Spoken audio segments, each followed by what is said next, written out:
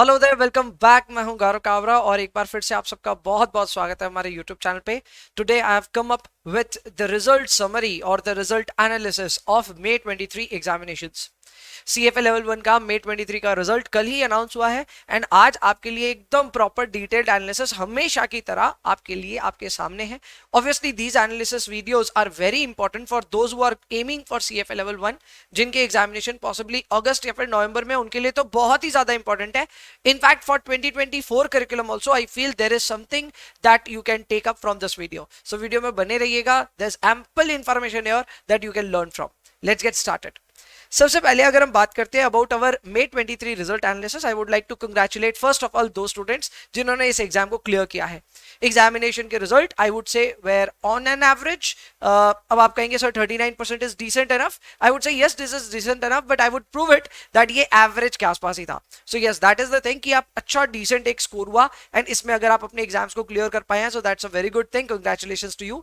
For those who are not able to clear the examination unfortunately, उन लोग को आई would से थोड़ा टाइम दो खुद को। एक बार समझो कि कहां हमारी गलतियां हो रही है, हम कितने वीक हैं, हम कौन से एरियाज में और इंप्रूव कर सकते हैं, and then plan your further examination और री अटेम्प्ट। करेक्ट। सो आज के इस वीडियो में ये समझिए कि what does it take to clear the examination and accordingly make yourself better over the time. Let's get started. सबसे पहले मेरी जो फर्स्ट ऑब्जर्वेशन है वो ये है कि नंबर ऑफ स्टूडेंट्स सरप्राइजिंगली बढ़ करके आया है। नाउ आई वुड से सरप्राइजिंगली इसलिए क्योंकि फरवरी में काफी कम बच्चों ने एग्जाम दिया था, काफी कम कैंडिडेट्स अपीयर किए थे एग्जाम में, and as a result number of students काफी डिप हुए थे। बट अभी नंबर ऑफ स्टूडेंट्स अगर हम देखें then this is rose to 2352, यानी 23,352 टोटल नंबर ऑफ कैंडिडेट्स ने एग्जाम दिया, out of which 9,000 also clear the examination. The percentage 39% is the overall pass percentage. इसका मतलब ये हो गया कि out of 100 students those who appeared for the examination, 39 cleared it, 61 couldn't. Okay, now interesting thing about this particular stat is that the number of students who appeared for May 23 is actually on a relatively higher scale. How can I say that? तो पिछले 6 terms मैंने observe किए जिसमें 2022 था कि 4 term and इसके अलावा 2023 के अभी 2 टर्म्स और हो गए। तो पिछले 6 टर्म्स में this is the second highest number reported. In fact जो फर्स्ट हाईएस्ट है या जो हाईएस्ट नंबर है इन द लास्ट 6 अटेम्प्ट्स वो भी इसके काफी क्लोज है, 24,000 समथिंग है। So accordingly a lot of students actually give examination in may. This is true. This is also true that इनमें से काफी सारे स्टूडेंट्स फरवरी के थे जो कि अपने एग्जाम्स को डेफर करके पॉसिबली मई में आए होंगे। सो यस, डेफरल का नतीजा है that many students have come forward for this examination. Result भी अच्छा हुआ है। आगे बढ़ते हैं नंबर ऑफ स्टूडेंट्स को लेकर के। अब नंबर ऑफ स्टूडेंट्स, क्योंकि हर बार जब रिजल्ट देखते हैं तो रिजल्ट एनालिसिस करते वक्त नजर पड़ती है इंस्टीट्यूट के उस पीडीएफ पे जिसपे इंस्टीट्यूट ने अपना पूरा हिस्टोरिकल ट्रैक रिकॉर्ड लिख रखा है कि कब से कब ओवर फ्यू डेकेड्स कितने स्टूडेंट्स अपीयर किए, कितने स्टूडेंट्स क्लियर किए। तो उसका एक प्रॉपर स्टैट है। उस स्टैट को मैं देखता हूं तो मुझे थोड़ा सा एक ट्रेंड नजर आ रहा है। ये ट्रेंड कोई बहुत ज्यादा अच्छा नहीं है। ये ट्रेंड है that number of students who are appearing for CFA level 1 is actually dipping post covid. Post covid ये नंबर में गिरावट आई है। अब ये क्यों हो रहा है, क्या हो रहा है, I don't really know, but all I know is that CFA आज की डेट पे जितना पॉपुलर है, हर जन की जबान पे नाम है सीएफए का। सो उस सेंस में अवेयरनेस को लेकर के कोई कमी नहीं है। Everybody knows about this course. उसके बावजूद मुझे दिख रहा है कि नंबर ऑफ स्टूडेंट्स में डिप आया है। अब आप बोलेंगे नहीं ऐसा तो नहीं है, I would show with numbers. देखो यहाँ पे नंबर्स हम देखें तो 2016 से लेकर 2019 एक काफी गोल्डन एरा रहा है सीएफए के लिए। लेवल 1 में आप देख सकते हैं कहां नॉन स्टॉप 20,000 करके बढ़ ही रहे थे नंबर्स, जो कि 2019 में एक टॉप बनाया। ऑब्वियसली वी नो 2020 में कोविड की वजह से एग्जाम्स हुए नहीं and number of students surprisingly काफी कम है। ये इस वजह से भी है that total number of students couldn't actually give the examination. सबको डेफर करना पड़ा था बिकॉज इंस्टीट्यूट सिर्फ एक एग्जाम ले पाया था इन द ईयर 2020। सो एक बार उसको एक आउटलायर ले लेते हैं। बट इफ यू सी 2021 में भी आउट ऑफ सो मेनी डेफरल्स भी एग्जाम कोई खास ज्यादा बच्चों ने नहीं दिया। उसके बाद ये नंबर और काफी लोअर हो गया, ओनली 82,000 इन 2022, और अभी 2023 में भी मेरे को उसके आसपास ही कुछ दिख रहा है। हो सकता है इसको हम प्रोजेक्ट करें तो we might reach up to 90,000 95,000 may be by the year end. But for the time being जितना देख रहे हैं स्टार्ट को, इतना तो क्लियर है दैट कोविड के बाद में नंबर्स में डिप आना शुरू हुआ है। Lesser number of students are appearing for level 1 and that could be a cause of worry.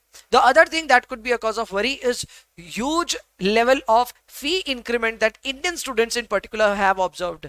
अगर इंडिया की हम बात करें तो इंडिया में GST 18% का लेवी एक सरप्राइजिंग एडअप है, एक एड ऑन है into your fees. So obviously वो आपकी फीस को एक्सपेंसिव करता है. इसके अलावा रूपी बाई डॉलर की कोई बहुत ज्यादा फेवरेबल नहीं है इंडियंस के लिए. And at the same time institute हर साल थोड़ा करके अपनी फीस इंक्रीमेंट कर रहा है, which could be a big reason why people are opting out of CFA level 1 और opting not to do CFA level 1 right now, क्योंकि अभी obviously थोड़ा सा अगर हम फीस वाइज देखें तो फीस वाइज अनफेवरेबल सर्कमस्टांसेस में है, ये आई वुड एक्सेप्ट. इसके अलावा अगर हम बात करते हैं about passing rate, now passing rate पे मेरा ये कमेंट्री है that this could be back on track. Back on track का मतलब ये है कि अगर हम ज्यादा नहीं 2016-17 के टाइम पे ही चले जाएं, देन वी वुड सी कि वहां पे काफी अच्छे पास रेट्स रहते थे. 43, 44%, 41% के पास रेट्स रहते थे. अगेन 2020 को मैं नहीं कंसिडर करूंगा because this is an extreme year, तो इस एक्सट्रीम ईयर में कोई भी परसेंटेज मैटर नहीं करता. बट 21 में इंस्टीट्यूट ने सरप्राइजिंग चेंजेस किए और वो भी बिना बताए. उन्होंने अपने इवैल्यूएशन सिस्टम में बहुत ज्यादा चेंजेस कर दिए जिसके वजह से काफी ज्यादा यहाँ पे सिचुएशन बदली and many students failed in that particular year. तो 2021 आई वुड से थोड़ा सा नेगेटिव ईयर था, बट 2022 में सरप्राइजिंगली वापस नंबर्स बढ़ने शुरू हुए एंड राइट नाउ 23 में भी थोड़ा परसेंटेज और बढ़ गया है. सो अगर हम अभी ओवरऑल वेटेड एवरेज देखें देन दिस इज अप्रोक्सीमेटली 38%, जबकि लास्ट एग्जाम 39% का पास रेट रखा है. तो मुझे ये लगता है कि हम शायद अपने लॉन्ग टर्म एवरेजेस की तरफ वापस जा रहे हैं विच इज क्लोज टू 40%. सो 40-41% का अगर एक एवरेज बनता है तो इसका मतलब ये है कि हो सकता है आने वाले एग्जाम्स में और ज्यादा पॉसिबिलिटी हो जाए स्टूडेंट्स के एग्जाम क्लियर करने की. This is not because of something that the institute is changing, this is because of the overall preparedness of the students. I will prove again this point also in the next point. Okay, final 3 points right in front of us are the pass rate first. तो इस term का पास rate 39% है, ये मैं आपको already बता चुका हूं. ये था मई 2023. इफ यू वुड आस्क कि सर यही सेम फरवरी में कितना था, तो फरवरी में this was 38%. Almost there, you can not say बहुत ज्यादा बढ़ा है बहुत ज्यादा घटा है, but almost there. Weighted average 38% during the year चल रहा है अभी तक, तो which is a good sign. Last year ये 36 का वेटेड एवरेज था, अभी 38 है. So yes, this is good. इसके अलावा एमपीएस की अगर हम बात करें तो अगेन एमपीएस के ऊपर में मैंने अपनी डिटेल्ड एनालिसिस करी है, एक प्रॉपर कैलकुलेशन करी है उन स्टूडेंट्स की जिन लोगों ने एग्जाम या तो क्लियर किया या फेल किया. After observing a few results, I can again conclude that the MPS is in between 68 and 69%. This time, this is a little, I would say, closer to 69%. तो मैं 69% को अपना MPS मान करके चल रहा हूँ.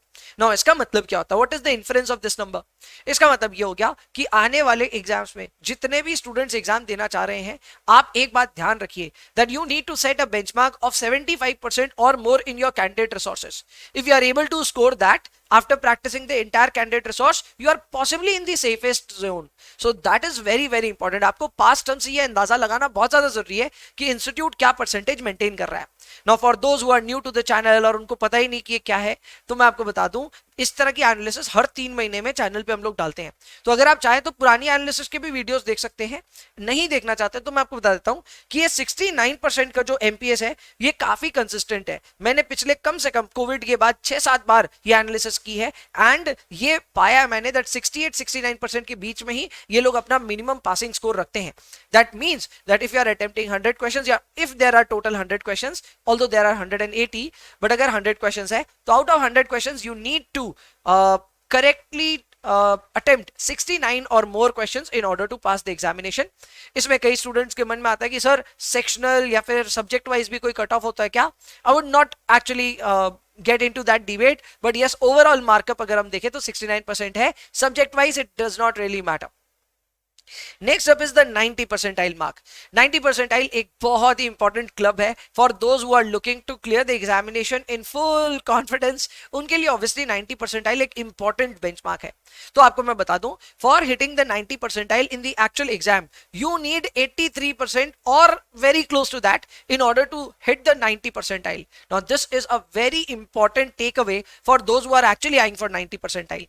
अगर आप अपने कैंडिडेट रिसोर्स में 82, 83, 85% के आसपास में स्कोर कर पाएंगे, then there is a good chance that you will also hit the 90 percentile in your exam as well.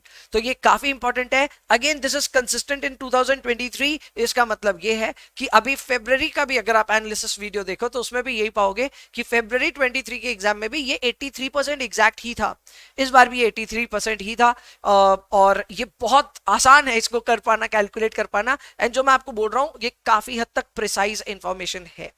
तो ये थे मेरे कुछ important key takeaways for the entire exam की किस तरह से आपको एग्जाम की तैयारी करनी चाहिए and what is the result and how do we analyze the result. Based on this आगे देने वाले एग्जाम्स जितने भी हैं, जैसे अगस्त है या फिर में नवंबर है, उनके सारे कैंडिडेट्स को दो तीन चीजों को लेकर के बहुत अवेयर हो जाना चाहिए। Number one, if you are under practicing you are not doing well. If you are under prepared, again you are in a risk zone. And also you are not just required to practice questions, you have to focus on the quality as well. So अगर आपको exam पास करना है, make sure that you set a benchmark of 75% or more for your candidate resource. Exam day पे हो सकता है थोड़ा बहुत नर्वसनेस की वजह से आप 75 की जगह 72 स्कोर करो, बट आप कम से कम एग्जाम पास होगे। So 75% is an important benchmark, please इस बात को ध्यान रखें। दूसरा, anybody who is eyeing for a higher number or eyeing for 90 percentile or more, then in that case you need to set a even higher benchmark, and in that case your benchmark will be 83, 84%, something like that. So ये है basic information and analysis with respect to this result. I hope you have like this video. अगर आपको हमारा काम पसंद आता है तो डेफिनेटली प्लीज इस वीडियो को लाइक जरूर करें, दोस्तों के साथ शेयर कर सकते हैं, चैनल को सब्सक्राइब जरूर करें। चैनल पे 2024 के भी अपकमिंग जो एग्जामिनेशंस हैं उससे रिलेटेड हमने काफी कंटेंट ऑलरेडी डालना शुरू कर दिया है। डिस्क्रिप्शन में आपको हर चीज की लिंक मिल जाएगी, go and check that out. बाद बाकी इस वीडियो को यहीं तक रखते हैं। I will see you in the next one. तब तक के लिए bye bye, take care, enjoy sales please, and please पढ़ाई करते रहिए।